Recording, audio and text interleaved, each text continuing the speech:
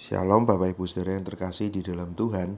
Hari ini kita akan belajar dari Ibrani 4 ayat 12 sampai 13. Ibrani 4 ayat 12 sampai 13, demikian firman Tuhan. Sebab firman Allah hidup dan kuat dan lebih tajam daripada pedang bermata dua manapun. Ia menusuk amat dalam sampai memisahkan jiwa dan roh, sendi-sendi dan sumsum. Ia sanggup membedakan pertimbangan dan pikiran hati kita. Dan tidak ada suatu makhluk pun yang tersembunyi di hadapannya. Sebab segala sesuatu telanjang dan terbuka di depan mata Dia yang kepadanya kita harus memberikan pertanggungan jawab. Demikian firman Tuhan. Hari ini kita akan belajar tentang bagaimana firman Tuhan itu hidup dan kuat.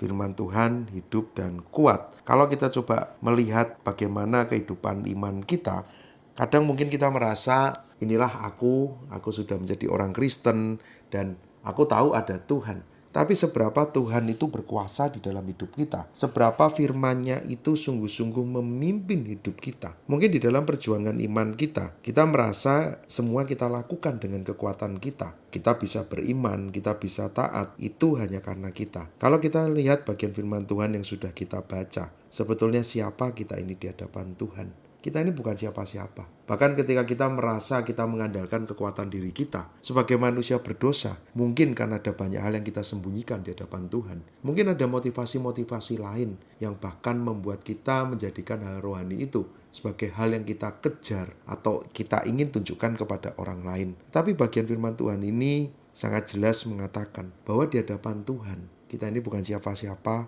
kita tidak bisa menyembunyikan apa-apa. Dan Dia sungguh-sungguh berkuasa di dalam hidup kita. Bahkan bisa melihat kedalaman hati kita. Bisa membuat semua hal di dalam kita, hidup kita itu menjadi terbuka. Siapa kita di hadapan Tuhan?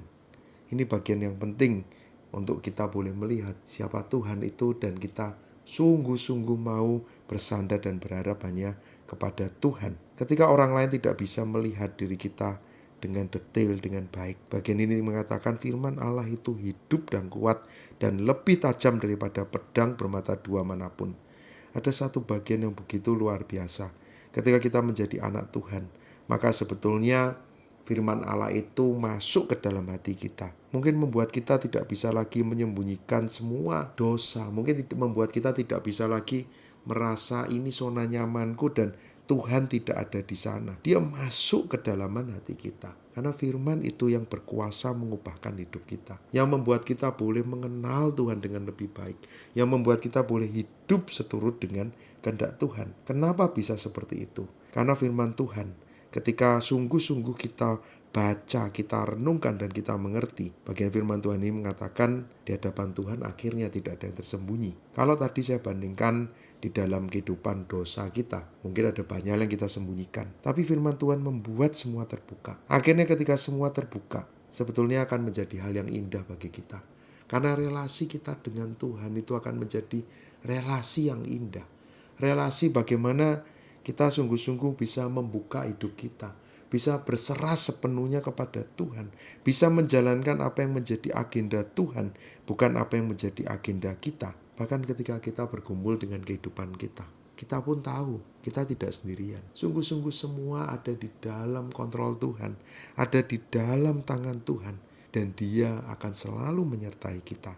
Yang menjadi bagian kita adalah kita mau sungguh-sungguh hidup dekat dengan firman, membuka hati kita, mau terus berelasi dengan Tuhan, mau terus membuat hidup kita menjadi hidup yang sungguh-sungguh sepenuhnya hanya milik Tuhan. Saya kira setiap kita rindu memiliki hidup yang sungguh-sungguh bisa berelasi dengan indah bersama dengan pencipta kita. Caranya biarkan Dia yang berkuasa di dalam hati kita. Tidak ada lagi yang tersembunyi. Dan ketika semua terbuka, kita boleh melihat Tuhan, mengalami Tuhan. Bahkan kita boleh hidup melakukan kehendak-Nya. Mari kita berdoa. Bapa di surga, kami bersyukur kalau Tuhan sudah berkuasa di dalam hati kami. Tidak ada lagi yang tersembunyi. Karena itu Tuhan, kami mau sungguh-sungguh terus dekat dengan Tuhan. Menikmati hari-hari kami bersama dengan Tuhan dan melakukan apa yang menjadi kehendak Tuhan. Bila firman Tuhan yang terus menuntun jalan kami, firman Tuhan itu juga yang sungguh-sungguh berkuasa.